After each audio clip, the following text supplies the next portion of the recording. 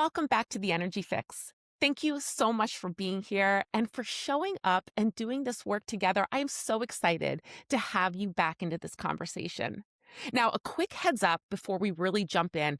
We are officially stepping into expo season, which means that there are a lot of events that are starting to pop up. If you want to see where I'm going to be vending, teaching, or offering any kind of sessions, make sure you head on over to tansyrogers.com for the full list of events. And if you want to peek at some of the newest crystal pieces and fresh uploads that are going on right now, you can head on over and shop over at beucrystals.com.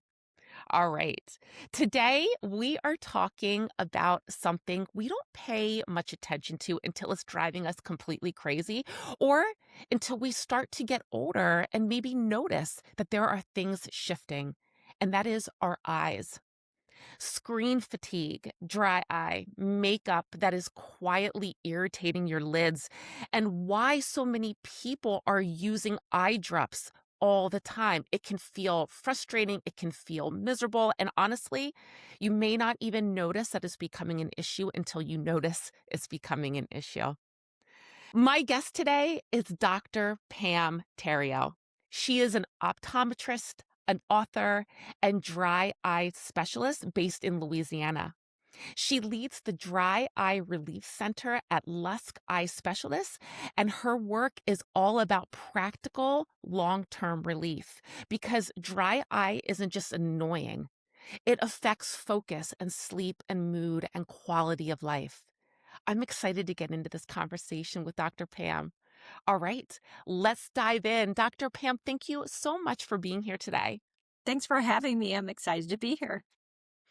Well, we're going to be starting out right away talking about a thing that people might feel immediately, and that is, what is the most common reason that you see someone's eyes feel tired or blurry or irritated every single day? And maybe they just assume that it's just the screens or they're just getting older, but it's actually something that's fixable, and it's something that they may not even realize is the problem. Right. So the most common cause is dry eye disease, and that can come from computer use, can exacerbate that, our lack of sleep, as you mentioned, and the things that we put in, on, and around our eyes throughout the day can really exacerbate that fatigue that we feel, the redness that my patients come to me complaining about, and the discomfort. Mm. Yeah, and that makes a lot of sense. I mean, I feel like we get told so often about screen fatigue, and it's just embedded in our society that as we get older, oh, your eyes may go, but in reality, it could be so much more, and you can fix it. Yeah. Absolutely. There's some habits that we can develop and utilize on a daily basis that would do a lot to cut down on the irritation that we end up with when we ignore this for too long. Yeah, yeah. Well, before we really dive into solutions, I want your story.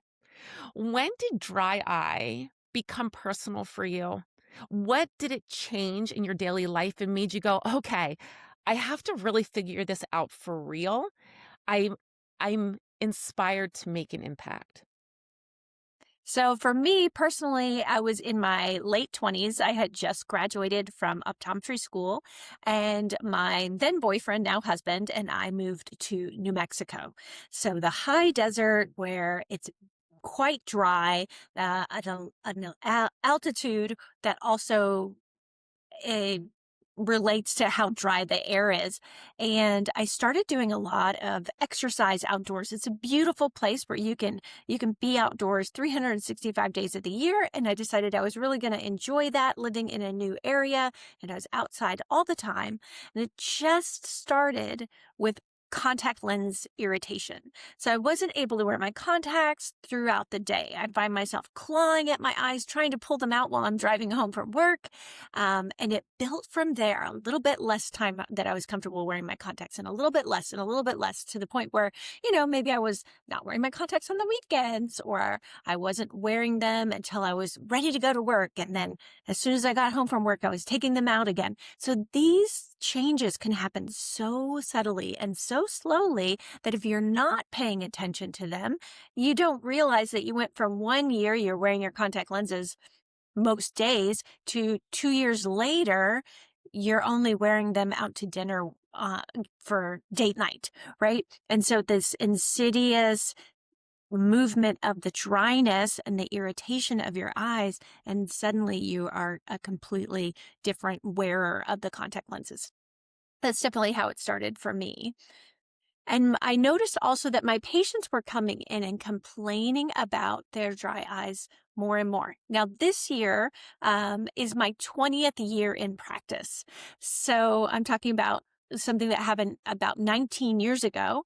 And the world was a different place 19 years ago. We didn't spend quite as much time on our digital devices as we do now. We didn't have cell phones that we could literally stare at all day long at this point. So now I see even more patients that are really struggling with their dry eyes. But it was that point when I was embarrassed to be an eye doctor myself because I was at work with red eyes, not able to wear my own contact lenses, makeup running down my face. And I had said, I've got to figure this out. I can't go to work looking like this. I can't be the dentist with crooked yellow teeth. I can't be the eye doctor with red, watery eyes. And so I really buckled down and made a change. You know, there's so many professionals that I have gone to where I'm like, "Oh, I don't know." I feel what you're saying so deeply because I'm like, "Oh, I don't know if I should be taking advice from where you're at." And I love that you recognize that. You're like, "No, something has to change. I need to figure this out." You don't want to see the cardiologist that smells of cigarettes. You're like, Yeah. wait a minute, what are you doing? No, no. Right. Exactly. Yeah. You can't be the dentist with crooked teeth and the eye doctor with ugly glasses or red eyes. You have to really show up for what you're doing professionally. Yeah, yeah. Well, so I'm curious. When we think about where you were at that point and where you were in your own health and your own healing and maybe even just in your own career, right? And where you are now at this point, do you feel like there is a word or a phrase that you really are trying to embody now as this growth of who you are? And this could be professionally or personally, but this growth of who you are and where you're taking yourself in this next level, in this next iteration of who you are. Right. So, one of the things that I really like to embed into my patients is that when we learn to take care of our eyes today, our vision will last us a lifetime. So, that there are self care habits that we can get into today. And by doing them repetitively over day after day after day after day, we will reach the place where our eyes are no longer bothering us. And that is so important because your dry eye didn't start yesterday because you spent too many hours on the computer. It's not because you had a deadline and you stayed up late. That's not why you have dry eyes today.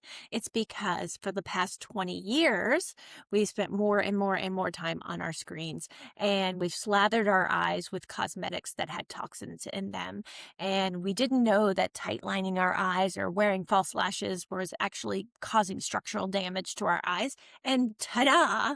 20 years later, all of those little bitty habits that you didn't know were hurting you all added up to red, irritated, dry eyes and fluctuating vision. Mm. So, okay. So, Dr. Pam, let's talk about this big picture because you've already started to mention it, and I would love to go deeper into it now. You know, as I've been getting, I hate to say the word older because we just talked about that can not isn't necessarily the issue, right? But as I've been getting older and I'm on my screen a lot more with the work that I do, I've started noticing different changes in my own eyes. And I'm like, I need to pay attention to this. So let's talk about what are some of those biggest everyday mistakes that people are making with their eyes, things that they don't even realize are slowly wreaking havoc on their comfort and their vision, and then they're getting to, like I said, where I'm at, I'm like, "Okay, uh-oh, what's going on?" Right. So one of them, I think the biggest for us women is our cosmetics. So not realizing that the cosmetics that we're picking up at the drugstore or even the high end department store at the mall with the beautiful woman behind the counter selling you a $50 tube of mascara versus the $10 tube of mascara you can get at the drugstore. Those two mascaras may have the same amount of toxins in them, but we as a consumer, you don't know what those toxins are. So unfortunately, there has not been a structure in the beauty industry to help us consumers understand the risks of those ingredients in our beauty products. So as women, we can talk about how old were we when we first started wearing cosmetics. For me, maybe 13, 14, you're in high school and you start wearing mascara every single day to school. What about you, Tansy? Do you know how old you were? I was about that age. I like to play around and experiment with that kind of stuff. So I was probably around 12 or 13. Right. I have 2 Yeah. daughters myself. My 11-year-old was wearing mascara this morning on the way to school. I was like, "Oh, nice eyes, girlfriend." Like, right? So, our kids, our girls are really starting young, especially with all of the makeup tutorials that they can find on TikTok and YouTube, and starting to play around with cosmetics and wearing it on a more regular basis. And when we wear cosmetics, as I was in clinic today, so this morning at 6 a.m., I'm putting on my makeup, and I won't take that off again until I'm ready for bed tonight, right? 8 or 9 o'clock before I get ready to get into my PJs. So we're talking about something that we've been doing since we were, let's say, 15, just to make the math easy, right? We're 15 years old and we start wearing makeup. We wear it 5 to 7 days a week for 12 to 18 hours a day for decades. I have 85-year-old patients that still wear makeup every day. So there the math is 70 years of putting something around their eyes that they don't know has toxins in it. So then we have that 70 years of buildup. Now for you and me, it hasn't been 70 years, but it's still been a long enough time that when we didn't know that those cosmetics had these toxins in them that are irritating to the eyes, that can do structural damage to the glands that are in our eyelids, that are now, because we're in front of our computers all day, those glands in our eyelids are also not getting the exercise they need because we're Right. not blinking while we're staring at our screens like we would if you and I were just in conversation. It's just a double whammy of our more evolved modern society, plus the cosmetic industry that hasn't had any regulation until it was 2024 that some new regulatory laws have taken effect. But since 1938, those laws were put into effect until 2024, like almost 90 years of a completely unregulated $40 billion industry that all of us women just were, I don't know, we didn't have the knowledge. We just kept using cosmetics that somebody was telling us were going to make us look more beautiful, have longer, fuller lashes, would make us more attractive, and we followed along. Yeah. Before you go on to more things that I'm curious about the makeup side. What about natural and mineral-based makeups? Are those a little bit safer because the toxins are not so heavy there, or are there still issues with the mineral-based? So it depends on if we're talking about minerals that may be metallic. So metallic oxides can be very toxic to the eyes as well. It was in 2021 that the Tear Film and Ocular Surface Society, which is a research group in the eye and within eye doctors and researchers, they took 150 doctors and researchers from around the world. So it was a global initiative, and they did research on the lifestyle habits that were causing dry eye around the world. And one of the sections, they broke it into 8 different sections where they looked at diet, they looked at elective surgeries, they looked at your environment, contact lenses, but one of the sections was cosmetics. And so then they listed out the dozens and dozens and dozens of toxins that make it into our cosmetic ingredient lists.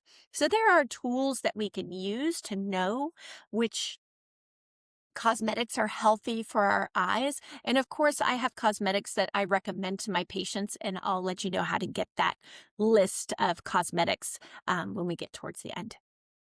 Perfect. Perfect. All right. So, other mistakes, other things that we need to be aware of. Well, one of the big ones that I think adults just forget is that we need 7 to 9 hours of sleep every night. Can I get an amen? I mean, really, we just forget that we need to sleep, and everyone is trying to get more in. We're hustling, we're doing all the things. We're not allowing our bodies to rest, and we're not recharging and rebuilding the structures of our eyes. So something as simple as actually sleeping or actually closing your eyes. The first time a patient came to me and was like, I was on my computer for 18 hours yesterday and my eyes hurt today. And I was like, do you ever go to your doctor and say, I had a long cross country car ride and I was in the car for 12 hours and now my butt hurts? Like, do you go to the doctor for Of course it hurts because you overdid it, right? But we're doing that day after day, and our hustle culture is telling us that we're supposed to, overdo it instead of allowing our bodies to rest and restore by sleeping. So I'd say that's Mm. another biggie of a habit that we're doing that we don't realize is really harming not only our eyes, but our entire bodies by not allowing ourselves to rest. Yeah, yeah. Well, let's talk about some of those screens because, I mean, if we're talking about sleep, there's a lot of times people aren't getting sleep because they're on their screens until later on into the evening, right? But then also those individuals that are on their screens all day long because that is the kind of work that they do, is screen fatigue is very real. So I'd love for you to talk about maybe your simplest screen survival kind of framework for people who are on these devices all day long or who need to be. Absolutely. So many of us derive our living from being on a screen, whether it's a computer or we're on the go and we're constantly on our phones. So I think one of the most important things for our audience to understand is that when we're using a screen, our eyes blink less. So that's the overarching uh, proponent here of the conversation, is that we blink less when we're on a screen. Why is that? So when our eyes are moving back and forth, like you're reading on a screen and your eyes are moving back and forth, it's harder to blink. So our concentration is on the screen. We're not blinking our eyes. If Tansy and I were in conversation, we were just sitting at a coffee shop right now and enjoying a coffee and having a conversation, we would blink 21 times a minute if we were just sitting across the table from one another. Now, the two of us are in front of our computers, and our blink rate is going to drop to 7 times a minute. Now, especially if we were Wow. reading something, like she and I are in conversation, so we're probably blinking a little bit more than 7 times a minute. But then if you take, instead of she and I being on the computer and we were on our phone, it drops to about 5 blinks a minute. And that is why we have such dryness on the front surface of our eyes, because when we blink, our lids come together, a little bit of tears are lifted up from the tear well at the bottom of our lid, lifted up, spread across the front surface of our eye, and our vision is refreshed with that new shield of tears. Now that is one thing that tears do, but the number two thing is that pressure from our lids coming together. There's a little bit of pressure and it squeezes oil from the oil glands that are inside of our lids. It squeezes a little bit of oil out, and not only do the tears spread across the eyes, but a sheer film of oil protects those tears from drying out. So over and over throughout the time, we're blinking and blinking, and more oil is coming out, protecting the tears from dehydrating into the air or evaporating into the air. And So, if we're not blinking as much, our tears are going to evaporate more, number one. But number two, if we're not closing our lids, they're not coming together and squeezing that little bit of oil, the oil glands are going to atrophy because we're not moving that oil out of the glands. And so the stagnation of the oil in the glands, it starts to harden and then the oil glands will atrophy.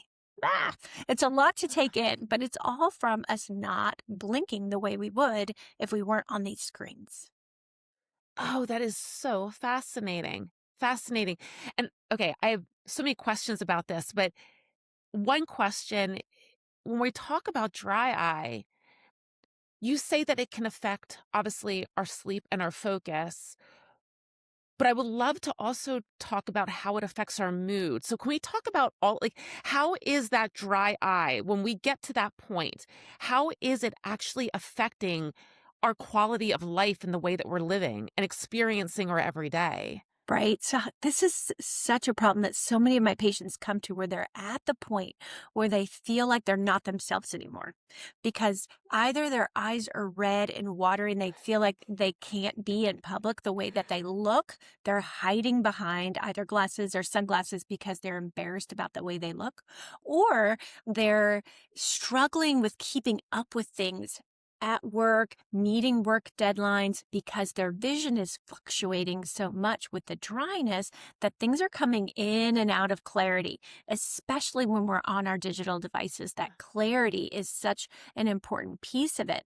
And then as patients are struggling with either the way they appear or they're struggling with their vision fluctuating, then they get more anxious about meeting those work deadlines, being able to go out into public. I have a big problem with smoky environments. So, a few years ago, I was at a Christmas party and the host had the fireplace going. Well, I didn't want to say anything. I didn't want to not be in the party. So I was in the room with the fireplace. And I tell you that the next 2, 3 days afterwards, I could barely open my eyes after that one night of having that dry, smoky air in my eyes. And so now I'm to the point where I don't care. Like I'm somewhere, we're at a barbecue. I'm not going to stand next to the guy flipping the burgers because I know that smoke it's going to kill me for two days afterwards. So that there's social anxiety, there's work anxiety, not being able to fit in, and that can really cause anxiety, depression, and that can cut back on your productivity just having that anxiety even. Yeah. As you were talking, I started thinking about myself and how I feel, especially after being on a screen for long periods of time. And yeah, smoke gets me too. I really struggle with that. That makes my eyes feel very dry. Um, but I know there's many times that I have just said to myself, "Oh, I must be tired. I must be overly tired. I probably need more sleep." So, how do you know if it is not just tired eyes, but is actually dry eyes? Is there some clues or some things to look out for that you know the difference? Absolutely. So there's a really cool trick that we can do to tell us the difference between tired eyes and dry eyes. So we should be able to hold our eyes open for 10 seconds if you have normal tear production, if you have the normal volume of tears, and the tears are made out of the right composition of oils and waters. So if we blink together 3 times, we'll give ourselves 3 good blinks. We'll go 1, 2, 3. Now hold your eyes open. 1, 1,000, 2, 1,000, 3, 1,000, 4, 1,000, 5, 1,000, 6, 1,000, 7. Right? So I only made it 5 seconds, and you made it about 7 seconds. I know my eyes are dry, so I'd never make it, but, right? So if we can't hold our eyes open for 10 seconds, they're dry. Either too little volume or too little oil in the tear. So they're evaporating too quickly, or we just didn't have the right amount to begin with. So that is a quick and easy trick to know. Are they dry or are they tired? Did I just use them too much, or are they actually dry? Oh, that's fascinating. And so, yeah, you you got to about 5 seconds, and I was like, "Tansy, you can do it." I was, like, struggling. I was The struggling. burning, right? Yeah, they were burning. Yeah, yeah. And if you So, okay. happened to be staring at something, you would have noticed that your vision quality actually went down. Like, let's say you were looking at the clock across the room or something, it would have gotten fuzzy too. Yeah, I don't think I saw anything at that point. I was just trying to keep them all open. Right. So, okay, so a test to figure out how if they're dry or if they're tired, how do people know, are there top signs or clue-ins that the dry eye is becoming chronic or that you are getting more of an inflammatory response?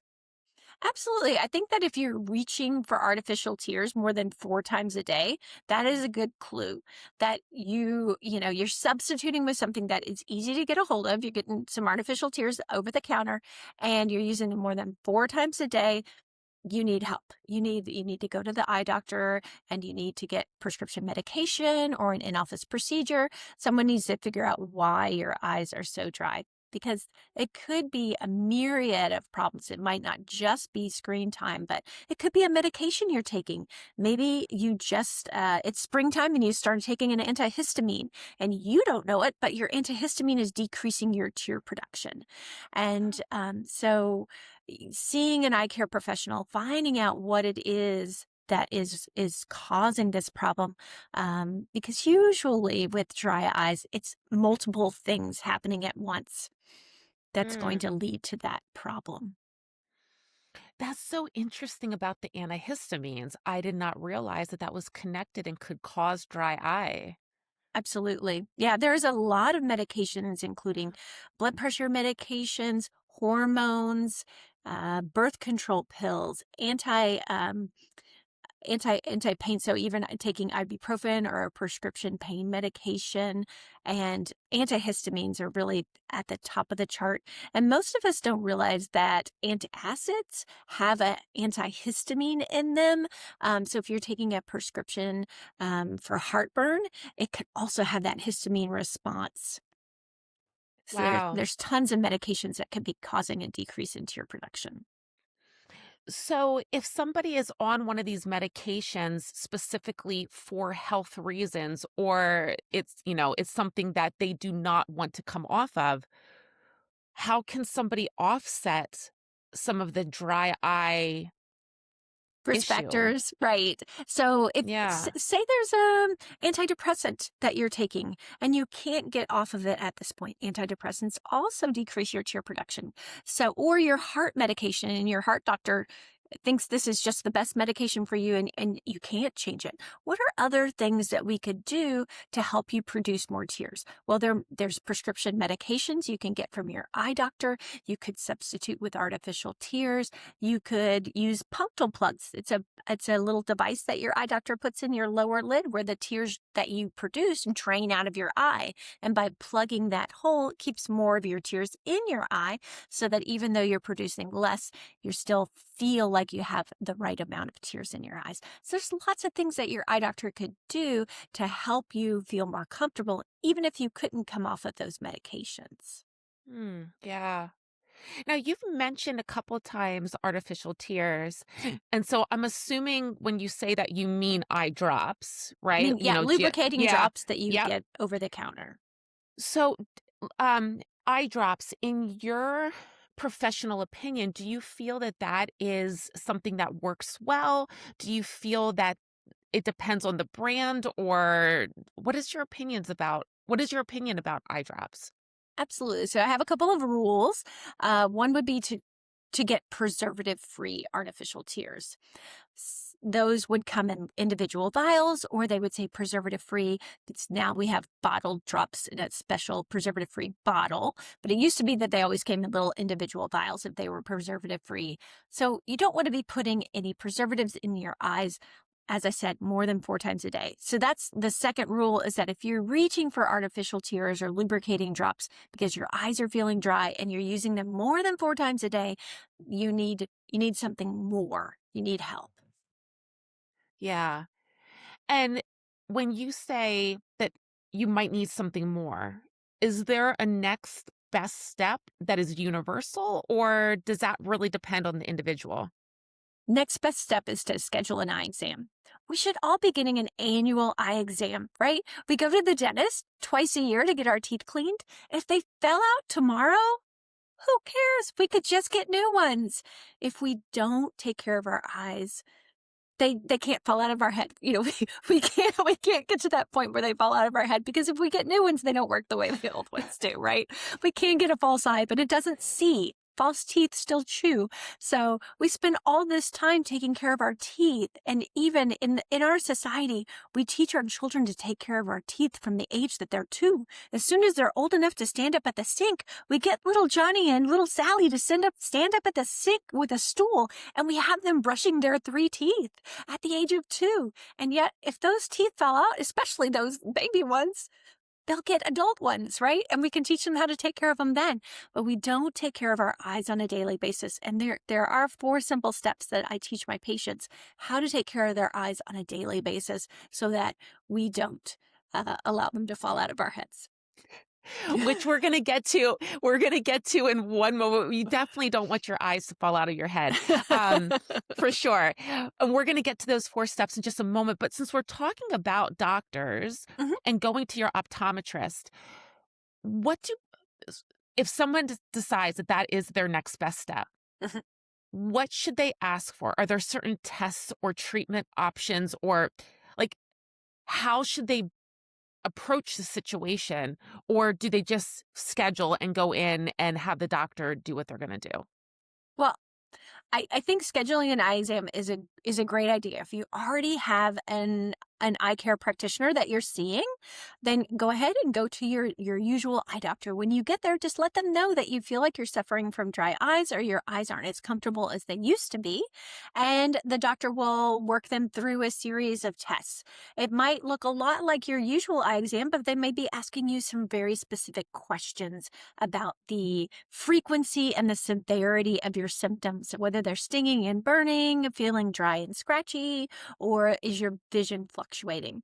And then they may also do some specialized testing to measure the how many tears are in your eye, the health of those oil glands in your lids as well.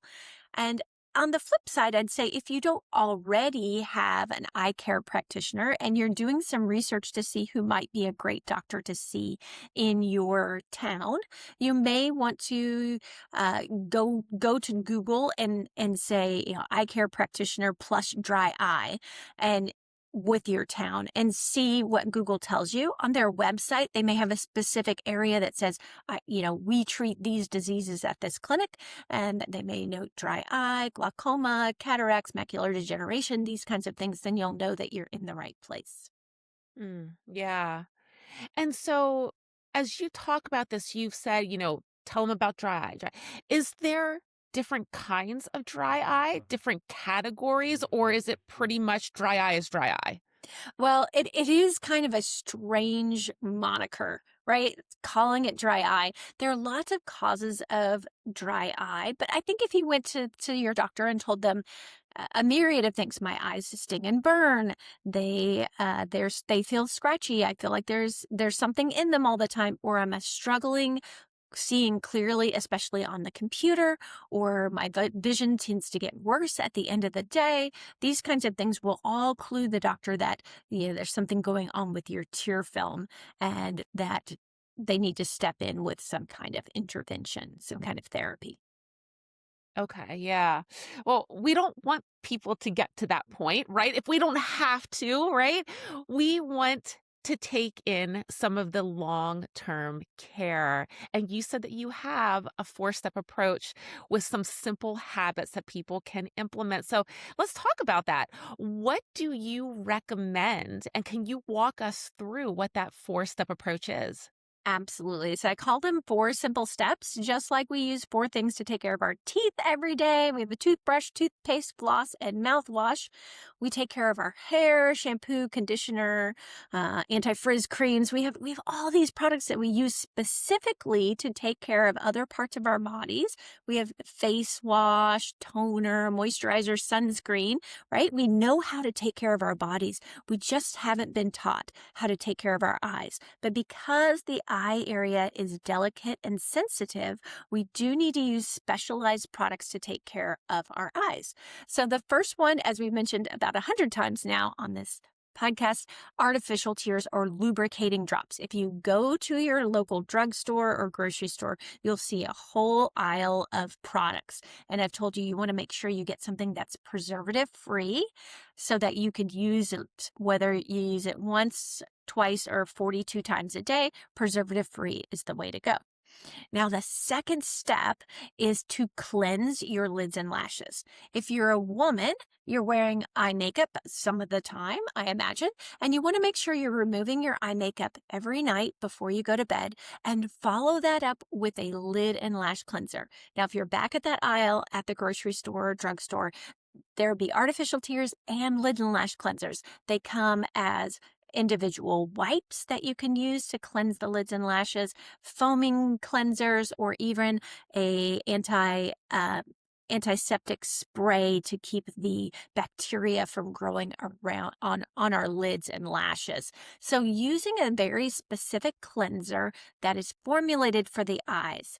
It used to be about 20 years ago, eye doctors just recommended, oh, just use some baby shampoo. It's super gentle. But what we now know is that baby shampoo is not the way to go. Even though it's more gentle, it's still not enough because the eye area is so sensitive and we want this area to have oils on it, or if we strip the oils, it causes the skin of our lids to start to crack and peel. So you don't want to use something like a shampoo, even a baby shampoo, because it'll strip our natural oils too much. So that would be the second step, to cleanse your lids and lashes at least once a day. When you're removing your eye makeup, taking a second step to cleanse with a lid and lash cleanser. The third step is then to do a warm compress. We talked a lot about being on a digital device throughout the day and those oil glands atrophying because the oils aren't being moved out of the oil glands as regularly with our blinks. So if we use a warm compress, especially at the end of the day, it's going to heat up the oils that are trapped in those oil glands, allow them to liquefy and come out of the glands and onto the front surface of our eye. A warm compress can not only feel soothing, but can also smooth out your vision because now you have a nice coating of oil. And then the fourth step is to take a nutraceutical or a vitamin specifically formulated for your eyes. Now, typically with dry eyes for years and years and years, we always recommended an omega-3 fatty acid supplement because those omega-3s were the building blocks of the healthy oils that we find that come out of our lids and coat our tear film. So an omega-3 was the way to go. Now we have a second option made by Bausch& Lomb. It's called Blink Nutritier, and it's an anti-inflammatory and antioxidant blend that can help reduce the inflammation on the front surface of the eye and help us make more of our own healthy tears. So both of those products would be available at your local drugstore, and you could find an omega-3 fatty acid, or the Blink Nutritiers would help you to produce more of your own healthy tears. Oh, that's so interesting. So the warm compress, how long would somebody put that on for? So if you get a warm compress that's specifically for the eyes, you're going to microwave that warm compress for 20 to 30 seconds in the microwave and then lay it over the eyes for 8 to 10 minutes. Nowadays we even have ones that plug in or they're rechargeable. So 10 minutes is probably a very good set of time to stick to, whether it's 8 or 12. Having that warm compress on your eyes for about 10 minutes a day can really make a difference. Mm. And so step 4 with the vitamins for eyes, a couple questions here. So you said about the Bausch& and Lomb, um, supplement. Yeah, But Blink I'm Nutritier. also yeah, I'm also curious though, there's so many supplements out there that are specifically made for like being on the screen for long periods of time, that blue light filtering in. Uh Ones to help and I don't know that they're necessarily for dry eye per se, but ones to actually help with the quality of your eyes in general, especially as we're getting older. So what is your thoughts on those kind of supplements too? So the difference is treating the tear film, which is the front surface of your eye, and that's why I'm talking about the Mm, omega 3s or this Nutritier from Bausch& and Lomb. The second thing that you're bringing up is blue light and how that affects our retina.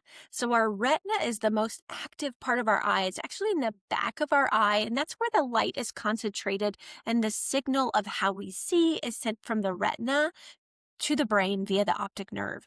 And the health of the retina is very important. We know that antioxidants like lutein and zeaxanthin put down pigment in the retina that can be disrupted by blue light. So, taking a supplement that has lutein and zeaxanthin protects us against something called macular degeneration and can also help our vision stay healthy by building up that healthy pigment in the macula so that we see more clearly. So, I'm talking about two different things. One is yeah. the tears, and the second is the actual quality of the image from the retina to the brain, which an antioxidant would give you versus something that would help support your tear production. Mm. Which is fascinating because and I'm glad you explained that because I think that so many people look at different supplements for eye health and think, "Oh, this takes care of all of it. This will take Mhm. care of everything." And in reality, it's two different things that maybe both need support, but definitely if you're dealing with dry eyes, it's not necessarily one of these supplements that are specifically to help with the health of the retina. Right, and a lot of the supplements that you'll find at the drugstore, especially 3 years ago, were all for macular degeneration, and those supplements have been very well scientifically studied with these long-term studies over decades of time and have been shown to decrease uh, the disease macular degeneration in moderate to severe macular degeneration patients. They were not recommended in patients who had mild macular degeneration or had a family history of macular degeneration. So you would go to the grocery store and, you or I, at our age, we don't have age related macular degeneration. And yet people our age were picking up this vitamin going, oh, it's good from the eyes. It must be good for me. And it had not been shown to do anything to help improve your eyesight unless you had moderate to severe macular degeneration, which would happen above the age of 60 to develop Hmm. age related macular degeneration. Yeah. Hmm. Well, now you also mentioned omega 3 as one of those vitamins or supplements. Are there other nutrients that are really important for dry eye when it comes to dietary, either through food or through supplementation? Absolutely. So anything that would bring down inflammation in the eyes, like vitamin C or curcumin turmeric, would also bring down inflammation. And so the dry eye is driven by inflammation. So if you're a patient who has already high levels of inflammation in your body because perhaps you have an autoimmune disease such as Sjogren's syndrome or lupus, rheumatoid arthritis, then you have higher levels of inflammation in your body, and taking a supplement that would bring down inflammation in your body would be very helpful to your eyes as well. So vitamin C, turmeric. Mm. Yeah, that's great. That's really helpful. And so if we're talking about the inflammation side, I want to stay with that, but I also want to pull back in something else you were already talking about when you brought up about makeup and some of the cosmetic side of things, right? When we talk about this whole trend with false eyelashes, right? Mhm. And how they could potentially be really harmful to the eye and cause some of the inflammation through some of the toxins, the glues, the hygiene. Can we talk about what you would love people to know about that, about this trend, about glue and lash hygiene and all the other long-term potential impact that this could cause? Absolutely. So, eyelash extensions come in many shapes and sizes and forms. So, let's talk about either lashes that you put on temporarily that have an adhesive, or you're going to a lash salon and you're having individual lashes glued onto your own natural lashes. Either way, both are using an adhesive. The adhesive that you're putting onto your lid can really be irritating in that you're pulling it on and off and on and off. We talked about how the skin around our eyes is different than the skin of our cheeks or the skin of the back of our hands. It's very delicate. It's the thinnest skin we have in our bodies. And by putting an adhesive on our eye and pulling it off and putting it back on day after day after day can break down that skin barrier and cause problems. That's with lashes that you're putting on daily. But the ones that are actually glued on to your individual lashes, a myriad of problems here. The first is that the glue that is utilized has formaldehyde in it. And the formaldehyde, as you may know, is something we use to embalm dead bodies. So if you were to go um, to the morgue, then they would have lots of formaldehyde there to extend the body, right? But we don't want to put formaldehyde on our living body because it's very toxic. So having that glue up against our eye all day long, emitting these fumes of formaldehyde is very damaging to the front surface of our eye. So that's problem number one. Problem number two is that women who wear these lashes spend a ton of money on the lashes and they don't want them to fall out prematurely. So often they don't touch their lids and lashes and cleanse them properly because they don't want to lose their lashes. So the bacteria that live on our lids and lashes can get overgrown because we're not doing any kind of daily hygiene to keep the lashes clean. And the third problem happens with any kind of lash lengthening, like maybe you're using a lash lengthening serum that comes in a mascara wand that also, by the way, has toxins in it to make the lashes grow longer, usually has a prostaglandin in it that is inflammatory in nature and can cause a lot of inflammation on the eyes. But my point was that if we are lengthening our lashes, each one of us has an ideal lash length, and it has a lot to do with how far our eyelids come out from our orbit. So our lashes are there to protect our eyes. They're there to collect dirt, dust, and debris so that things don't fall into our eyes. And so the length of my lashes is different from the length of your lashes because of where my eye is placed in my skull. And we each have an ideal length because of that. So when we're artificially lengthening our lashes, we're doing lots of things. Number one, it could be causing more dirt, dust, debris, and pollen to come into our eyes because the lashes aren't in the proper spot to barricade the dirt, dust, and debris that's in the atmosphere. The second is that a lot of these curl up and it actually causes almost like a wind tunnel to funnel more air to the eye because of the positioning of the lids. So the eyes can dry out more readily. Isn't that crazy? It is. You know, it's so funny to me because that is so not my lane. Like, I yeah, that is just so not my lane. I've never found the appeal of putting fake eyelashes on, but I see so many women that do it, and I never realized how bad that could actually be for the health of your actual eyeball, like the actual eye itself, not just the skin around it. Right. Yeah, so many Wow. effects. Again, it's not because you wore them one time to a wedding. It's because women are gluing these onto their eyelashes and they're there 24 hours a day for months and months and months and years and years and years and that stress, that extra air getting to their eyes for the long term, having this in a position where your body wasn't meant to be in that position. That's what's giving the problem, is that years and years of doing this, not because you did it on date night or for a wedding or an event, but years Yeah. of time. Fascinating, so fascinating.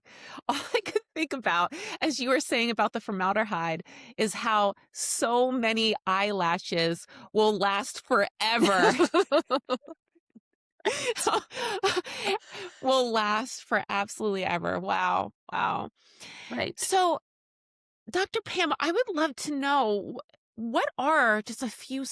You've already talked about your four steps. So, if your four steps answers this question, please tell me that. But I'm curious if there are simple things that somebody can do every single day to protect their eyes that actually, things that move the needle, not just nice things, but things that actually make a difference. Absolutely. So, a couple of my biggest rules, or if you put makeup on, you have to take it off at the end of the day. So, just that simple act of cleansing your lids and lashes, making sure that you're going to bed with a naked face and not having an overgrowth of bacteria on your lids and lashes. Number two, if you wear contact lenses, again, you have to take them out every night.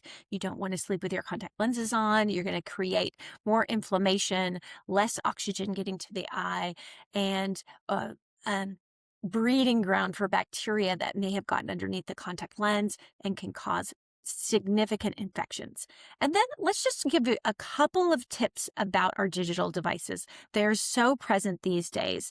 So the first tip that I want you all to know is that the further away you can get your screen, whether it's your cell phone or your computer monitor, an arm's length distance on your monitor or further away on your telephone, the further the better. So that's for your eye strain. It's also for your blink rate. And then taking breaks when you're on your digital device will really help you to blink a couple of times, to refocus your vision, and then take a break to blink and rehydrate the front of your eyes. Mm. This has been so fascinating. I feel like you just opened up a new world of information to me that I actually was my brain was over in the place of like the vitamins, that it was over somewhere else and not realizing how big of a difference that is. That is amazing. Um, all right. Well, before we figure out where people can find you and to get into your world, let's just go with three rapid fire questions. Dr. Pam, these are just quick, fun ways that I would love to know how you use some of these tips that you just talked about today. Are you ready for the rapid fire? Absolutely. All right. So the first one, what is one eye habit that you wish would that people would break immediately? Going to bed with their cell phones. So using your digital device right before bed is really inhibiting your sleep. Mm, good one. Yeah. All right. Number two, what is your personal go to comfort for your eyes after a long screen day? I would go with an artificial tear that has a little bit of oil in it, like Blink Triple Care or Sustain Pro. Mm, good, good. I love that. I love that. All right. And finally, number three, if your eyes could text you a message when they're done for the day, what would they say? Like, what is your go to sign for you?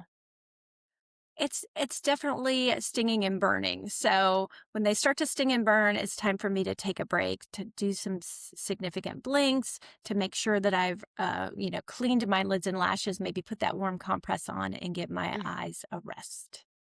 I love it. I love it. Listeners, listen to that. Watch for that sign. That is a good one. All right. Dr. Pam, where can people find you? What do you have going on in your work? So I'd love for you to come to my website, which is pamtherio.com. That's spelled pamtheriot.com. If you'd like to download my makeup removal guide that has a list of all the cosmetics that I recommend to my patients, it's pamtherio.com/remover.